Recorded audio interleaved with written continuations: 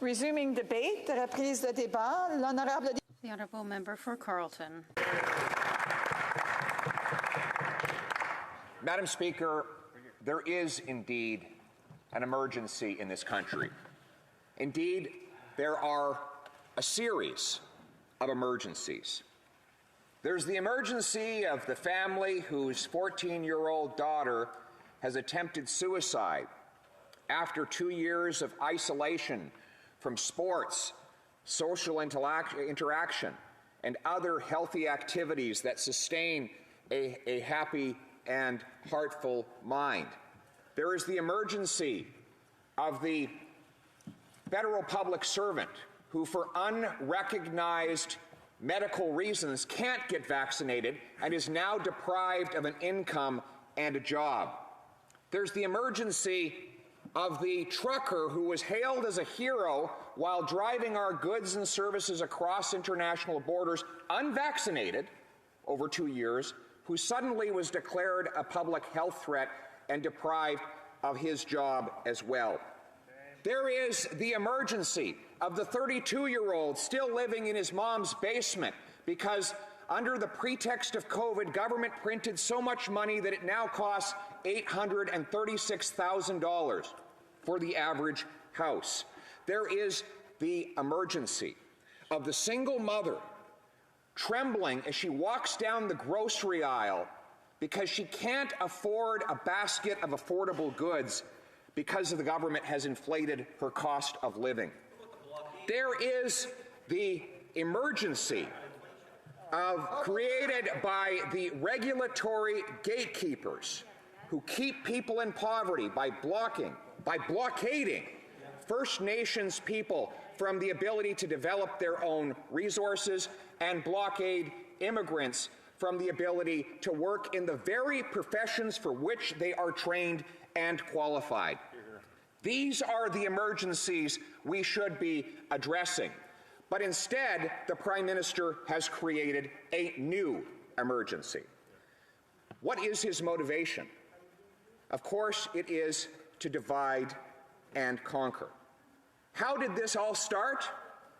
Well, let's remember, the Prime Minister suddenly imposed a brand new vaccine mandate on the very truckers who had been free to travel across borders without a vaccine, and he did it at a time when provinces and countries around the world were removing vaccine mandates. He did it to a group of people who are by far the least likely to transmit a virus because they work and sleep all by themselves 22 hours a day. Media asked his health minister and his chief medical officer for evidence supporting the decision. Neither had any, and in fact, the medical officer said it was time to return to normalcy. So yet, the Prime Minister, in spite of all of these facts, brought in this new mandate to deprive people of their living. Why? Because he knew that it would spark in them a sense of desperation. If he could deprive them of their incomes, they would be so desperate that they would have to rise up and protest, and then he could further demonize them and call them names and attack their motives and belittle them and dehumanize them in order to galvanize the majority against the minority. This must be the political opportunity that his Deputy Prime Minister spoke about when she described what COVID represented to this government. They have attempted to amplify and take advantage of every pain, every fear, every tragedy that has struck throughout this pandemic in order to divide one person against another and replace the people's freedom with the government's power. Now, at the beginning of the pandemic, it started immediately. The government attempted to ram through a law giving it the power to raise any tax to any level for any reason without a vote in Parliament. They tried to pass Bill C-10 to strip away free speech online. Thankfully, Conservatives blocked them for doing so. His authorities have said they want to track Canadian cell phones for the next 5 years. And now this, the Emergency Act, the latest and greatest example of attacks on our freedom. Ostensibly meant to stop blockades that had already ended before he even brought forward this legislation in Alberta, Manitoba, and at the Ambassador Bridge. Peacefully, those blockades were ended in some cases with protesters hugging the police officers and bringing the matters to a successful close so that goods and services could resume. And instead, in that context, the Prime Minister brought in a law that not even Jean Chrétien brought in after 9/11 killed dozens of Canadians in a terrorist attack. Not even Prime Minister Harper brought in when a terrorist murdered a Canadian soldier at the War Monument and came running into the centre block spraying bullets in all directions. And not even this Prime Minister brought in when blockaders were standing in the way of First Nations who were attempting to build the Coastal GasLink pipeline. Yet, for the first time in this law's three-decade history, the Prime Minister brings it in to address what he says was a protest in front of Parliament Hill. Ironically, this power goes beyond any of the protests and or blockades the Prime Minister claims to want to address. For example, it will allow governments and banks to seize people's bank accounts and money for donating to the wrong political cause. One journalist asked the Justice Minister if small sums donated, for example, to support an end to vaccine mandates, could get someone's bank account frozen. He didn't deny it. Instead, he said such people who make donations of that kind should be, quote, very worried. To freeze someone's bank account is not just an attack on their finances, but on their personal security. If your bank account is frozen, you can't buy food, you can't buy fuel, you can't pay your children's daycare fees, and you can, under this law, face that personal attack without being charged with a single solitary crime.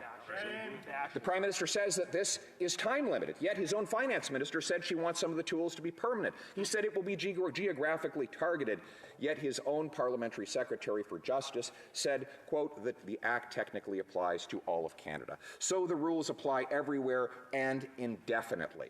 Finally, there's nothing in the act that limits the number of the kinds of financial actions that could lead someone to have their account frozen. And if they are frozen unjustifiably, the Act specifically bans people from suing either the bank or the government for that unjustifiable treatment, opening the door for people who have nothing whatsoever to do with either the blockades or protests having their bank accounts frozen without cause.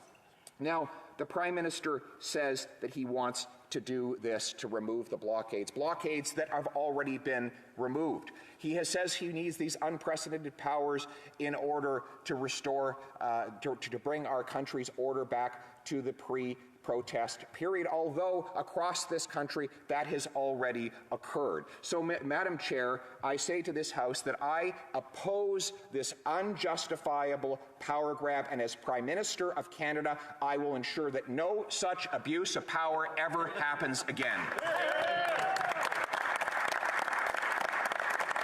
But I say that we should end some of these blockades.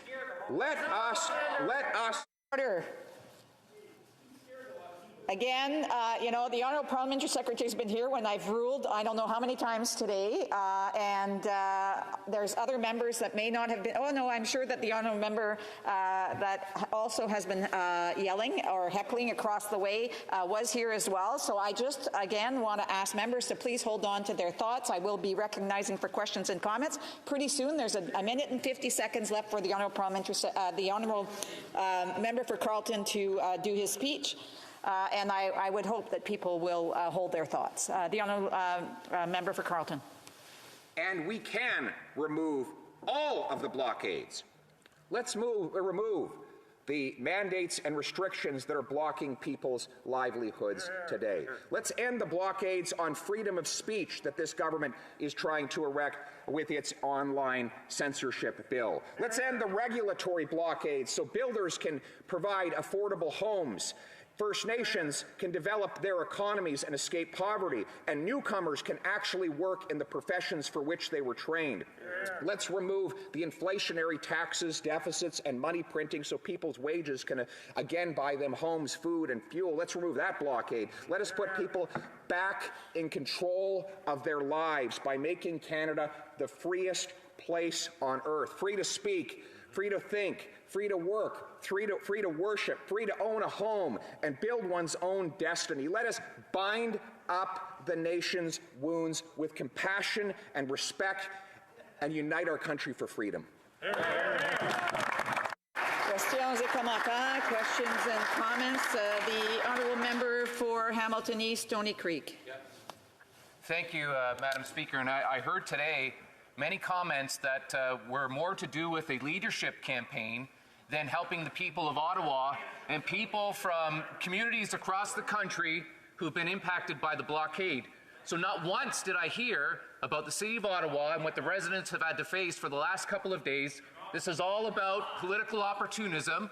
And so I'd ask the member, is he concerned about helping the people of Ottawa and those across the country who've been impacted by blockades and by the occupation? Thank you. It's on the opposite side that we're hearing the heckling, and I know very well that the honourable member for Carleton can answer those questions without any help. The honourable member for Carleton. Well, am I concerned about the people who've been harmed by blockades? Absolutely. And that is why I am so disappointed that the Prime Minister caused these blockades in the first place. And I am concerned about the businesses that were affected, and I'm also concerned about the governmental blockades that remain in place today, the attacks on the freedoms of Canadians to have a job, to go to work, to frequent restaurants, to raise their kids, to have their kids smile and have that smile seen again. Those are the blockades that we now need to focus on eliminating, and that's what I will continue to fight for. Questions et commentaires. L'honorable. Questions and comments. The honourable member for Rivière-du-Nord. Thank you, Madam Speaker. I would like to ask my colleague, first of all, I thank him for his speech. I share many of his points. There is an emergency that needs to be addressed by the government, but would he agree with me that the situation that we experienced on the Hill for the past 3 weeks are situations that could be resolved here and elsewhere if the government had attacked these issues right away when they occurred, rather than waiting and coming forward with the heavy artillery and the Emergencies Act every time there is a problem? Should they not address it immediately? We're not talking about demonstrators. We're talking about people who were occupying Wellington. Could that not have resolved the issue instead of invoking this act? La réponse. The answer is yes. Besides addressing the problem that demonstrators were talking about, the Prime Minister provoked these demonstrations. He attacked truckers' jobs, other jobs, even when the rest of the world was starting to lift these restrictions and vaccine mandates. And now he's acting to lift restrictions and to allow people to go back to work. He should stand in the House of Commons to reject this unacceptable power grab and give back to Canadians their freedoms. Thank you, Madam Speaker, and I'd like to thank my colleague from Carleton. The member from Carleton, colleague, the MP for Cypress Hills Grassland, appeared in a video with convoy leader Pat King, an avowed white nationalist who's quoted as saying many racist, xenophobic, anti-Indigenous, and anti-Semitic things, including, in quotes, the Anglo-Saxon race has the strongest bloodlines, and that, in quotes, unless we fight back, we will all be speaking Hebrew. Close quotes. Through you, Madam Speaker, if he was elected leader of the Conservative Party, would he be willing to kick this member out of caucus, or does he support fraternizing with dangerous white supremacists? Thank you, Madam Speaker. The honourable member for Carleton. From the very beginning, I stated that every single person who acts inappropriately, makes racist comments, engages in unlawfulness, or blockades should be personally responsible for their conduct. And that is something that I would uphold as leader and as Prime Minister. And I can say that I would not tolerate any of the racist behavior that we have seen from the current Prime Minister, whether it is his ugly racist past, whether it is the racist manner with which he has treated numerous members of his caucus who have spoken out against it, whether it is continuing to give $1 billion to the CBC, an organization of whose 500 employees have said that organization is systematically racist. I will not tolerate any of that racism in my future government. Resuming debate, the honourable member for North Okanagan.